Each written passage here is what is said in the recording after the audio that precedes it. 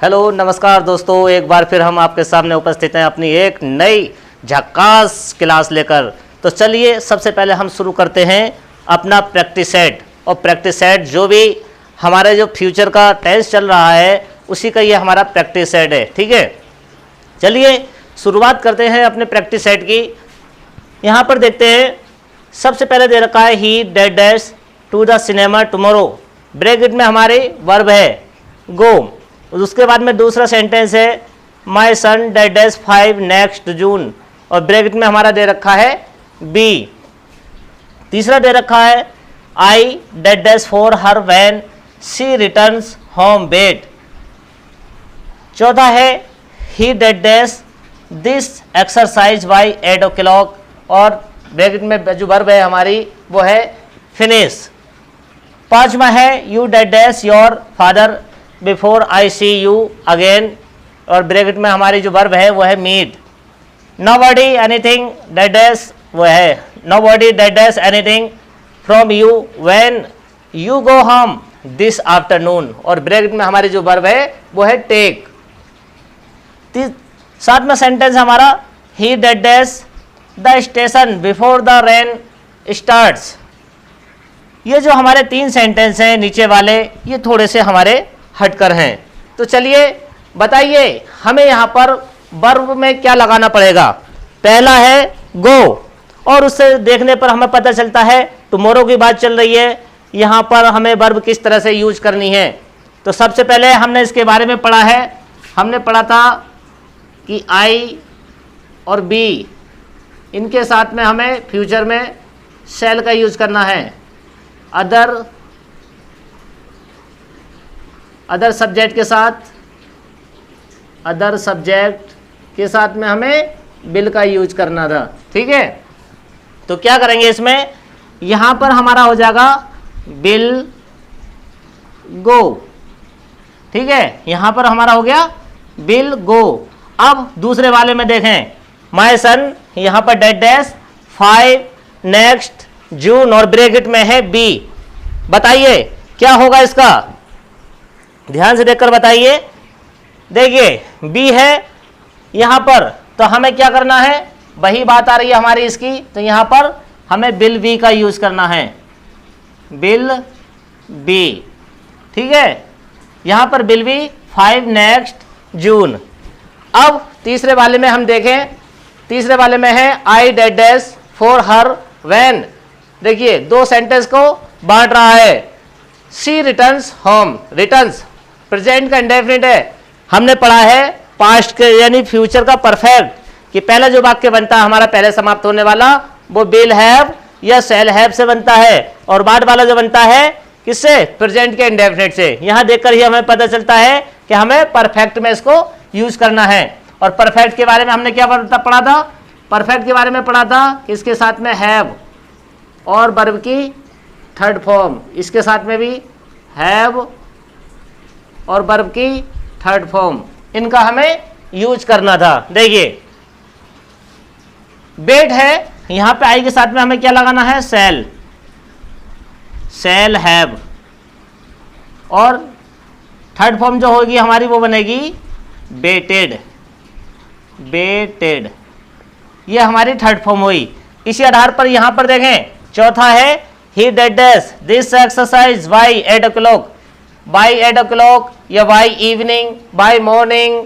ठीक है, इनके लिए हमने क्या पढ़ा था, यानी यही हमारी प्रक्रिया चलेगी इसमें परफेक्ट वाली, फ्यूचर परफेक्ट। तो यहां पर हमारा होगा ही विल हैव फिनिश्ड, यहां पर फिनिश्ड हो जाएगा। ठीक है, ये यहां पर finished this exercise by 8 o'clock। 5वां देखते हैं you dead dash your father before. देखिए बिफोर की बात आ रही है तो यहां पर प्रेजेंट का इंडेफिनिट बनेगा, तो इसका मतलब हमें समझ में आ गया कि क्या हुआ, फ्यूचर का परफेक्ट। जब फ्यूचर का परफेक्ट है तो स्टार्टिंग जो हमारी होगी इसकी किससे होगी, यहां पर हो जाएगा यू विल हैव मीट, एक ही हट जाएगा इसमें से। ठीक है, देख लें दोबारा, you will have meet your father before I see you again. छठा है nobody that does anything from you when you go home this afternoon। देखिए फिर वाक्य को डिवाइड कर रहा है, मतलब दो वाक्य इसमें यूज हो रहे हैं। पहले बाद वाला जो वाक्य है वो है प्रेजेंट का इंडेफिनिट, मतलब ये भी हमारा फ्यूचर के परफेक्ट में बनेगा। तो यहां पर लगाएंगे nobody will have,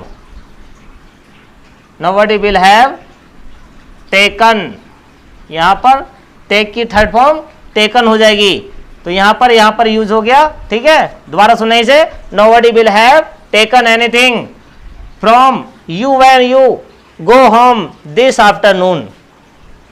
नंबर 7, देखिए नंबर 7 हमें यहां पर देखते ही पता चल जाता है। थोड़ी सी शॉर्ट ट्रिक होती है, अगर हमने सेंटेंस अच्छी तरह से पढ़े हैं या उनकी जानकारी अच्छी से ली है तो हमें देखते ही सेंटेंस को पता चल जाता है कि इसमें हमें क्या यूज करना है। ठीक है, देखिए बिफोर का यूज है और यहां पर स्टार्ट्स मतलब प्रेजेंट का इंडेफिनिट परफेक्ट है, ये भी कौन सा फ्यूचर परफेक्ट, क्योंकि बाद वाला वाक्य अगर प्रेजेंट के इंडेफिनिट में बनता है तो वो वाक्य जो होगा हमारा कौन सा होगा, फ्यूचर का परफेक्ट। तो बनाइए, यहां पर भी लगेगा will have reached, will have reached.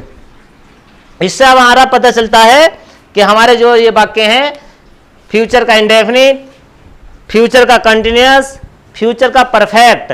अब ये जो 3 वाक्य हैं ये हमारे जो अगली एक्सरसाइज है उसके हैं। जो वाक्य हमारी एक्सरसाइज जो होगी हमारी वो होगी फ्यूचर परफेक्ट कंटिन्यूअस टेंस। चलिए इसके बारे में पढ़ते हैं। चलिए, हमारे इन सेंटेंस की बात चल रही थी, तो इन सेंटेंस के लिए हमें थोड़ा सा इनमें फ्यूचर परफेक्ट कंटिन्यूअस टेंस में आना पड़ेगा। ठीक है, हमने पढ़ा है फ्यूचर परफेक्ट कंटिन्यूअस टेंस जो भविष्य में कार्य जारी रहता है, समय के साथ कार्य जारी रहता है। अगर हम हिंदी वाक्यों में इनकी बात करें तो क्या होता है, रहा होगा, रही होगी, समय के साथ इनमें आता है। अब जब इन्हें बनाते हैं तो बनाने का जो नियम है हमारा आई बी के साथ हम शैल हैव बीन का प्रयोग करते हैं। ठीक है, और वर्ब की फर्स्ट फॉर्म में इंग फॉर्म लगा देते हैं। आई बी को छोड़कर अदर सब्जेक्ट के साथ में विल हैव बीन और वर्ब की फर्स्ट फॉर्म में इंग फॉर्म लगा देते हैं। हमने पढ़ा है निश्चित समय के लिए हम सिंस का प्रयोग करते हैं। जो हमारा निश्चित समय है उसके लिए हमें सिंस का प्रयोग करना होता है, और अनिश्चित समय के लिए फॉर का प्रयोग करते हैं। अफर्मेटिव सेंटेंस में जो स्ट्रक्चर बनेगा वो ये है, सबसे पहले हम सब्जेक्ट लगाएंगे, सब्जेक्ट के बाद में विल या सेल का प्रयोग करेंगे भाव के अनुसार। यदि हमारा आई बी है तो सेल और अदर सब्जेक्ट है तो विल, उसके साथ में हैव बीन लगना है, फिर वर्ब की फर्स्ट फॉर्म में आईएनजी, फिर ऑब्जेक्ट, फिर कंप्लीमेंट, सिंस या फॉर, और लास्ट में टाइम। जो समय दिया होता है हमारा उसको हम यहाँ पर यूज करते हैं। अब इसी को देखें, इसको जब हम देखेंगे, they preparations for the marriage for 3 months, 4 की जब बात चलती है तो जाहिर सी हमें समझ लेना चाहिए, समय भी दे रखा है, तो इसे हमें विल हैव बीन यहां पर इसका यूज होना है। और क्या लगाएंगे इसके साथ में, मेकिंग, वर्ब हमारी लग जाएगी मेकिंग। ठीक है, यहां पर भी इसी तरह से लगा दो। क्या दे रखा है, 4 दे रखा है, लगा दो विल हैव बीन। यहां पर लर्निंग हो जाएगा, LEAR लर्निंग, यहां पर लर्निंग हो गया। अब बात आती है इसकी लास्ट वाले की, I dash in Kolkata for 6 years by the end of this month. भाई अब 4 की बात चल रही है तो जाहिर सी बात है हमारा क्या होगा, इसमें भी यहां पर कर देंगे हम आई शैल हैव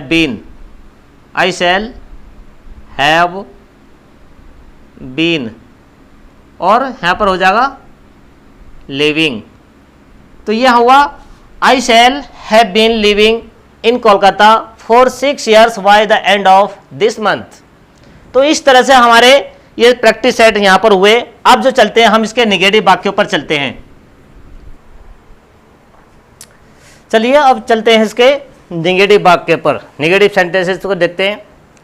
नेगेटिव सेंटेंसेस में सबसे पहले सब्जेक्ट, फिर विल या शैल, फिर नॉट, हैव बीन, वर्ब की फर्स्ट फॉर्म में इंग फॉर्म लगाते हैं, फिर ऑब्जेक्ट, कॉम्प्लीमेंट, सिंस या फॉर, लास्ट में टाइम लगाते हैं।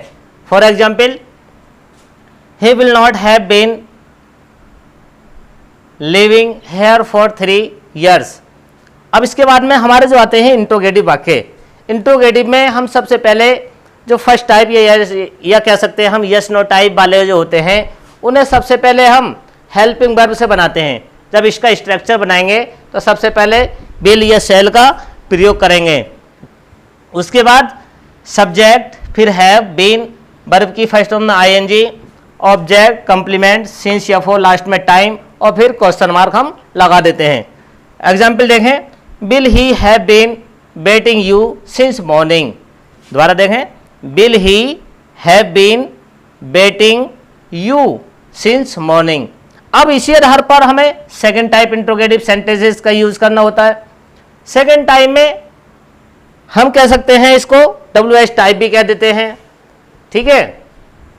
जब इसको बनाते हैं तो सबसे पहले हम क्वेश्चन वर्ड, फिर विल या shall, subject, have been, verb की फर्स्ट फॉर्म में आईएनजी, ऑब्जेक्ट, कॉम्प्लीमेंट, सिंस या फॉर, टाइम और लास्ट में क्वेश्चन मार्क हम लगाते हैं। वाई विल सी एग्जाम्पल है, एग्जाम्पल इसका देखें, why will she have been cleaning the room since morning. इस तरह से जो है हमारे ये वाक्य बनते हैं। आपको बता दिया जाए कि जो हमारा यूपी टेट होता है या कोई सा एग्जाम होता है उसमें सेंटेंस हमारे कम से कम 10 या 12 नंबर के आते हैं, ठीक है। मिनिमम जो होते हैं हमारे 8 नंबर या उससे ऊपर 12 या 13 नंबर के सेंटेंसेस हमारे आते हैं। अगर हम इनका रिवाइज अच्छी तरह से कर लें तो हमें बहुत आसानी हो जाती है, ठीक है। तो चलिए कल जो हम करेंगे एक अगली क्लास एक नए टॉपिक के साथ में। तब तक के लिए, कल तक के लिए दीजिए इजाज़त। नमस्कार।